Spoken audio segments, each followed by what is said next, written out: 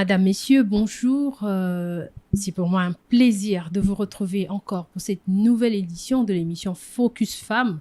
Cette émission qui reçoit pour vous une femme ou qui met une femme au centre des questions qui sont abordées. Aujourd'hui, j'ai le réel plaisir de recevoir pour vous la ministre du Genre, Famille et Enfants, Madame Gisèle Ndayalo-Seba, à qui d'ailleurs j'ai dit bonjour. Bonjour Pesca. Surtout, merci d'avoir accepté de nous accorder de votre temps. Merci beaucoup. Alors, aujourd'hui, je vais déjà souligner ça. Nous allons parler de la campagne Tolérance Zéro immédiate contre les violences basées sur les genres en RDC. Je vais dire les violences sexuelles et basées sur les genres en RDC. Vous savez que cette campagne a été lancée il y a une année par le chef de l'État, le gouvernement de la RDC. Il fallait justement entamer des actions pour cela. Le chef de l'État a d'ailleurs décrit comme ça 11 objectifs qui devraient être mis en œuvre par le gouvernement de la RDC. Aujourd'hui, une année après, on va faire un bilan à mi-parcours. Qu'est-ce qui a été fait? Quelles sont les difficultés? Tout ça, Madame le ministre, quel sentiment vous avez aujourd'hui, une année après l'exécution de cette campagne en RDC? Sincèrement, je tiens d'abord à remercier le chef de l'État. Après 10 ans, après la déclaration de Kampala, finalement, le chef de l'État a lancé la campagne Tolérance Zéro immédiate. Et ce n'était pas facile. Pourquoi? Parce que à ce moment-là, il se trouvait à Ituri. Et là, il était en pleine sensibilisation de la base de Ituri, qui est attaquée par la guerre, comme vous le savez, la guerre de l'Est. Et il était en train de les réconforter aussi par rapport à cet événement. Et nous avons réussi à l'arracher pour qu'il puisse lancer la campagne Tolérance Zéro immédiate. Une campagne qui va aller 2 ans durant. Donc déjà là, nous avons épuisé une année et nous entamons la 2e année. C'est pour vous dire déjà que nous avons travaillé plus dans nos provinces parce qu'on devait d'abord commencer avec les provinces dans des milieux reculés. C'est là où, en tout cas, on enregistre plus des violences faites aux jeunes filles, des violences faites aux femmes, des violences aussi basées sur le genre en général. Et après les provinces, nous pensions que cette année, nous allons nous impliquer plus à travailler sur la ville-province de Kinshasa et dans d'autres grandes villes de la République démocratique du Congo. Et donc, pour vous, c'est quel sentiment? Est-ce que vous avez le goût, quelque part, d'un travail déjà quelque peu accompli? Ou comment vous vous sentez une année après? Bon, une année après, je sens que nous avons quand même fait un grand travail parce que, comme je viens de le dire tantôt, nous avons atteint le cible qui était nos coins reculés. Les leaders d'opinion, surtout. Nous avons eu le temps d'échanger avec des religieux. Nous avons eu le temps de parler avec des chefs coutumiers. Nous avons eu le temps de parler avec des artistes et pourquoi pas aussi des journalistes comme vous. Nous avons eu le temps d'échanger à tout moment. Nous avons compris que le message était passé. Pourquoi? Même les artistes, dans tout ce qu'ils font, ils ne cessent de parler de la campagne Tolérance Zéro que le chef de l'État avait lancée. Et aussi les religieux qui sont vraiment en plein travail, en train de lutter pour éradiquer à tout prix les violences basées sur le genre dans tous ces coins-là.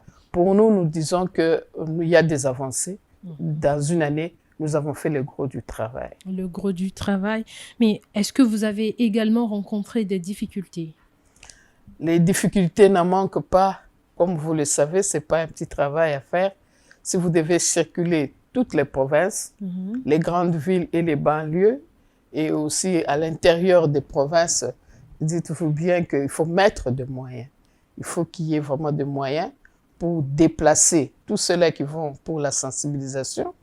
Il y a par exemple dans des provinces, nous ne pouvons pas utiliser des panneaux publicitaires, nous ne pouvons pas utiliser des bâches, nous ne pouvons pas utiliser des signes de visibilité, mais ces contacts-là avec les différents partenaires qui doivent quand même répondre à ce que nous attendons, nous, ministère du genre. Dites-vous bien, il faut mettre des moyens pour se déplacer, des moyens pour communiquer. Et pourquoi des moyens? Pour sur place, si vous trouvez des cas qui demandent des interventions, et voir comment répondre par rapport à cela. Donc, nous avons vraiment des difficultés, mais nous faisons un effort avec des petits moyens que nous avons au niveau du ministère. Comme vous le savez, le ministère du genre n'a pas un budget aussi consistant. C'est parmi les ministères qui ont vraiment un budget maigre. Alors, avec le peu que nous avons, nous essayons quand même de réaliser quelques activités par rapport à ce programme. Mais c'est vraiment une grande difficulté. Pourquoi? Parce qu'on n'atteint pas ce qui a été notre agenda. Ok. Alors, au moment du lancement, quand le gouvernement de la RDC s'est finalement décidé de lancer la campagne Tolérance Zéro, attendue depuis 2011, quel était d'abord le plan du gouvernement et aussi du ministère du genre?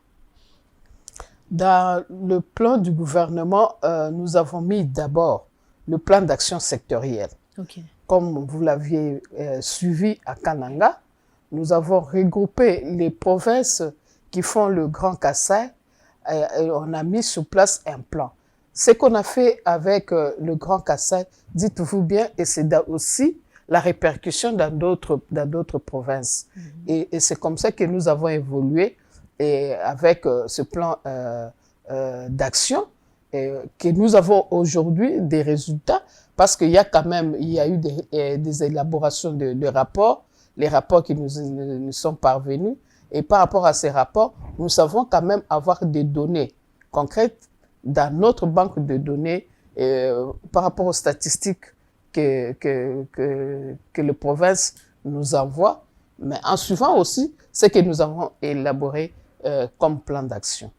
En parlant justement du Kassai, Actualité.cd, je veux dire le desk femme d'Actualité.cd, est entré en contact avec les organisations de la société civile dans ces différentes provinces. Dans la Tiopo, je veux dire, au Kassai central, au Kassai oriental, des organisations qui ont dit « mais nous ne savons pas que cette campagne est en exécution ». Pourquoi est-ce que nous n'avons pas été contactés en tant que point focaux genre des mouvements comme Rien sans les femmes? Pourquoi est-ce qu'on n'a pas été contactés? Et c'est une grande campagne, c'était attendu. Pourquoi le gouvernement ne nous a pas sollicités pour appuyer justement ces actions-là? Comment est-ce que vous avez procédé? Non, mais dire qu'on ne les a pas contactés, mais je vois quand même, en tant que ministre, je vois sur le terrain des différentes associations mener quand même des actions par rapport à cette campagne. Alors, c'est aux associations de venir vers nous pour voir ce que nous avons mis comme plan d'action. Et à ce moment-là, ils vont s'approprier de ça au niveau des différentes provinces pour quand même accompagner ce que le ministère du genre est en train de faire. Donc, c'est pour vous dire qu'il y a ces associations qui sont avec nous. Comme dans des provinces, je vous rappelle que je l'ai dit tantôt, nous ne savons pas crier, nous ne savons pas aller avec beaucoup de publicité, nous allons vers les concernés. Donc, il y a les victimes qui dénoncent ce qu'ils ont subi et aussi les auteurs de ces violences qui sont appréhendés. Et ensemble, nous essayons de leur montrer que avec la loi de la République démocratique du Congo, il y a des sanctions qui vont s'en suivre une fois qu'on vous trouve dans une telle infraction. C'est comme ça que nous communiquons avec eux. Parce que cela dépend des milieux. Il y a de ces endroits où les gens ne veulent même pas entendre parler de ça. Okay. Mais il y a de ces endroits, comme ici à Kinshasa, où vous pouvez utiliser tout ce que vous voulez comme signe de visibilité par rapport à la campagne Tolérance Zéro. Donc, il y a la pudeur qui est là, il y a la coutume aussi pour dire que l'enfant, peut-être que cela est arrivé à une fille, une jeune fille dans le village, on ne sait pas quand même la dénoncer comme ça, de peur qu'on puisse donner une mauvaise réputation de la famille. Et c'est comme ça que nous sommes en train d'aller de porte à porte pour parler avec eux et peut-être des petits regroupements avec les gens du village, leur montrer combien cette infraction ou tous ceux qui sont en train de commettre comme infraction peuvent les amener au pire et voir même par rapport à la loi combien ils peuvent être peut-être condamnés pour tout ce qu'ils sont en train de faire. Voilà un peu, c'est dans ce sens-là. Et même les associations de la société, dans la société civile, ils ont aussi ils ont des branches par rapport à cela. Et ils ne peuvent que accompagner la vision du chef de l'État et accompagner la campagne et ensemble, nous pourrons peut-être atteindre le même résultat, au moins que la population soit informée. Au cours de cette première année, quelles sont les provinces qui ont été touchées, à part justement le Kasaï? Quelles autres provinces ont été touchées? À part le Grand Kasaï, parce que dans le Grand Kasaï, je vois vraiment tous les Kasaï. Je vois le Kasaï oriental et central, je vois le Kasaï et aussi la Lomami. Et aussi, on a été au Katanga, on a fait le Lualaba, nous avons fait aussi l'Équateur, Kisangani aussi, on a été avec la même sensibilisation. C'est pour vous dire que déjà, une grande partie de la République est informée de la campagne Tolérance Zéro. Et d'autres provinces, nous avons utilisé aussi des moyens de communication, comme des dépliants et aussi des vidéos pour sensibiliser.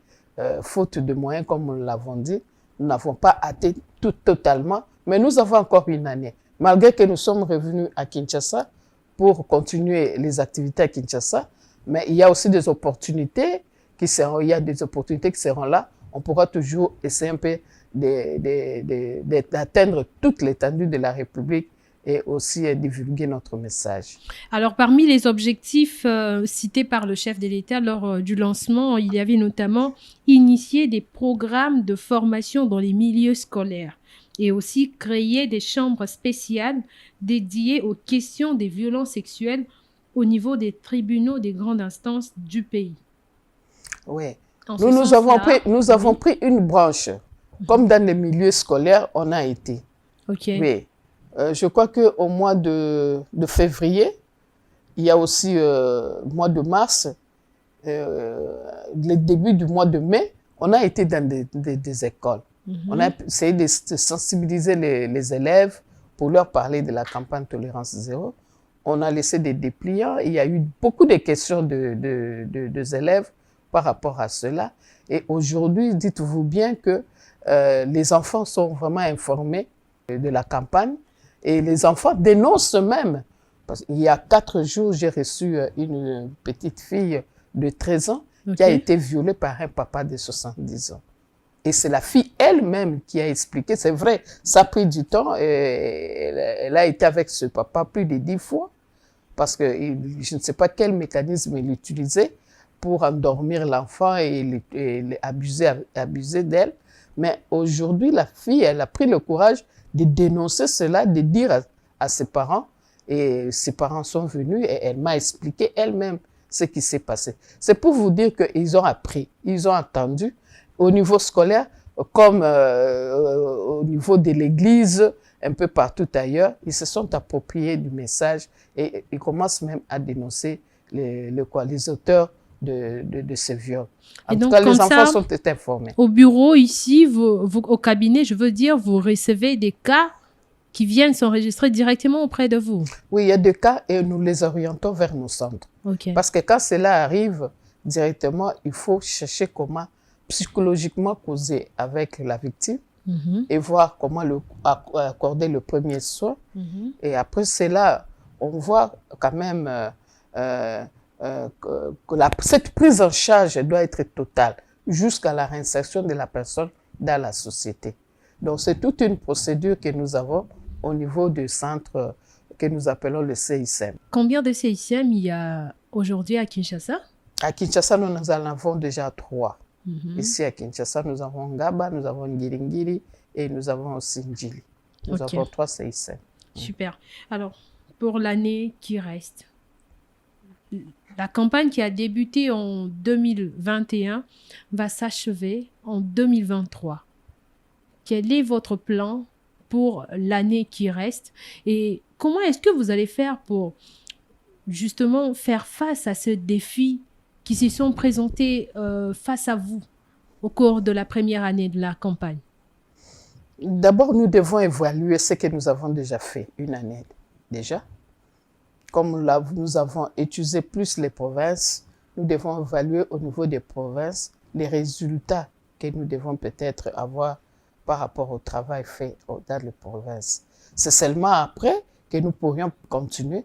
Mais dans l'entretemps, la ville de Kinshasa, comme on a commencé dans les milieux scolaires, nous irons dans des universités, nous irons dans des églises, nous irons aussi dans des regroupements politiques aussi, parce que là, il y a concentration des gens. Un peu partout, nous allons circuler avec le même message pour qu'on arrive à atteindre vraiment cette éradication de la violence basée sur le genre. On doit atteindre vraiment le niveau zéro, si on peut le dire, pour qu'on ne parle plus de la violence. C'est dans combien de temps? Nous avons une année et ça va continuer, malgré que ça, c'est une campagne. Mais la campagne est là, c'est resté dans la tête des gens et ça va rester pour toute la vie. Hein. Et les gens vont comprendre qu'on doit vivre avec pour éviter qu'il y ait des infractions et qu'on soit arrêté. Parce que la loi est là, on doit l'appliquer. On doit l'appliquer. Pour chuter, quel message vous allez envoyer à tous ces Congolais, les millions de Congolais qui sûrement vont vous suivre à travers les plateformes d'actualité.cd et du Desk Femmes? Qu'est-ce que vous allez envoyer comme message? Bon, je dirais que la campagne Tolérance Zéro immédiate est là, elle est lancée, c'est pour toute la population congolaise. Donc, nous devons nous approprier de cela.